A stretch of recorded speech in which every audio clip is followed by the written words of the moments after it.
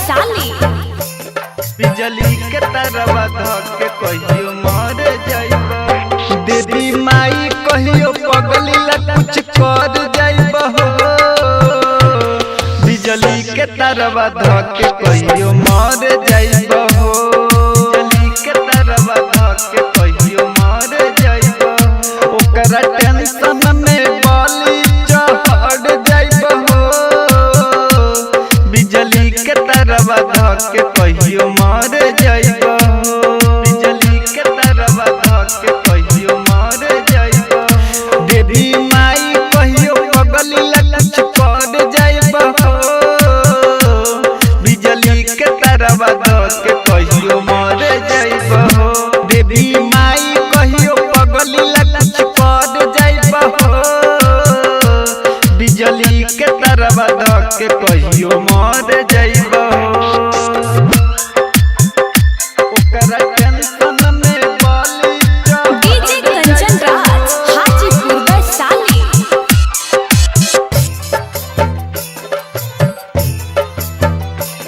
बिजली के तरवा धके कहियो मर जाइब। दिल लगैली त दिल हमर तोड़ देली हो, बिच रहिया में हाथ धके छोड़ देली हो।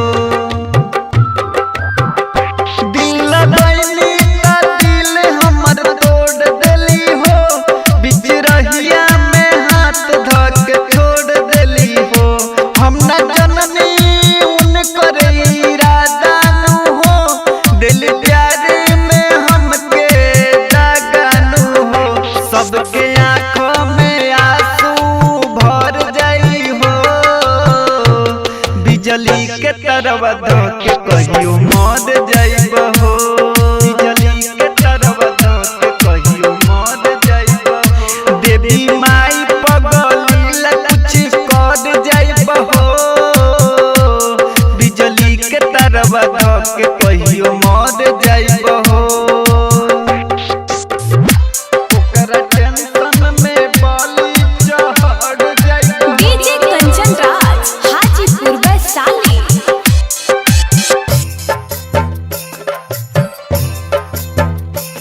बिजली के तरवा धके कहियो मर जाइब।